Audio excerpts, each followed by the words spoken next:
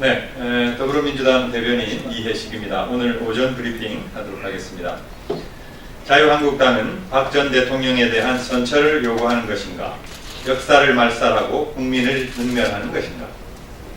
자유한국당, 대한애국당 의원 등 70명의 의원이 박근혜 전 대통령 형집행정지 청원서를 검찰에 제출했습니다.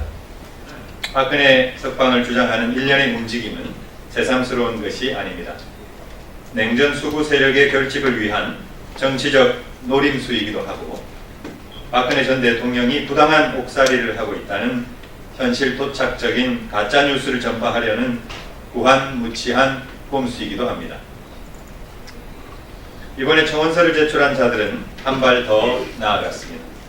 아니 제정신인지조차 의심스럽습니다.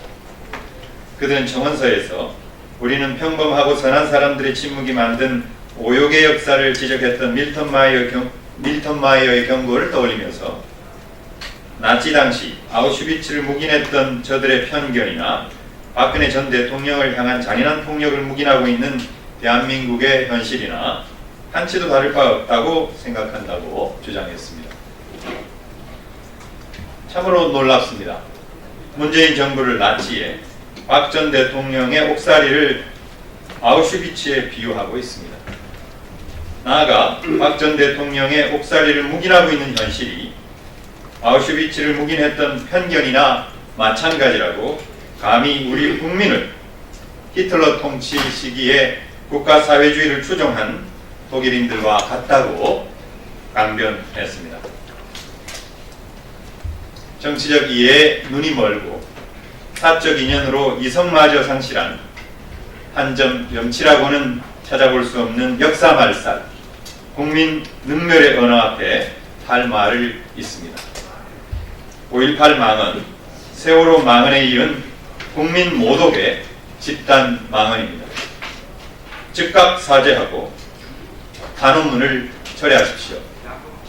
70명의 의원들은 박 전 대통령에 대한 선처를 요구하기 전에 본인들의 선처를 국민께 요청해야 할 것입니다. 자유한국당은 극한 투쟁을 멈추고 민생과 경제 살리기에 나서라. 선거법 등의 패스트트랙 절차를 저지하려는 자유한국당의 집단 행동이 우려스러운 수준에 이르고 있습니다. 어제 자유한국당은 의장실 난입과 다분히 의도된 자해 공갈로 국회를 난장판으로 만들었습니다. 자유한국당에 바로 그러한 난동을 막기 위해 도입된 것이 국회 선진화법이고 신속 처리안건 지정 절차라는 것을 모르는 사람은 없습니다. 더욱이 그러한 제도적 개선은 자유한국당의 전신인 새누리당이 주도해 만든 것입니다. 자유한국당이 벌인 집단 난투극은 한편의 코미디가 아닐 수 없습니다. 더 우스꽝스러운 것은 자유한국당이 입만 열면 좌파 독재를 저지하겠다는 허황된 명분을 내건다는 것입니다. 의장실에서도 이러한 주장이 계속되자 문 의장이 폭발한 것입니다. 독재를 겪거나 봤냐고 말입니다. 패스트트랙에 합의한 4개 정당 모두를 싸잡아 좌파 독재라고 몰아붙이는 자유한국당의 설정은 측은지심을 불러일으킬 정도입니다. 정치 투쟁도 선후, 경중, 완급을 잘 가려야 합니다. 패스트트랙에 올리지도 않았습니다. 올려놓은 즉시 자유한국당과 협상에 들어가겠다고도 했습니다. 그런데도 철야 농성, 의장실 난입, 20대 국회 중단선언, 장애 투쟁선언 등의 초강수를 두는 자유한국당은 전략 전술이라도 있는 것입니까?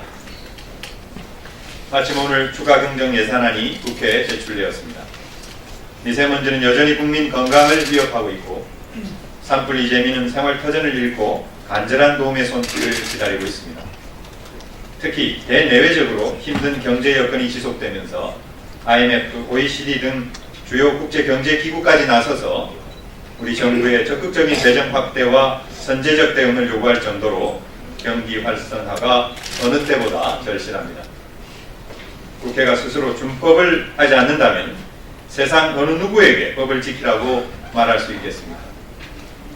일체 대화와 타협을 하지 않겠다는 자유한국당이 진정 결사항정으로 지켜내야 할 것은 국민을 위한 민생과 경제라는 것을 깨닫기 바랍니다.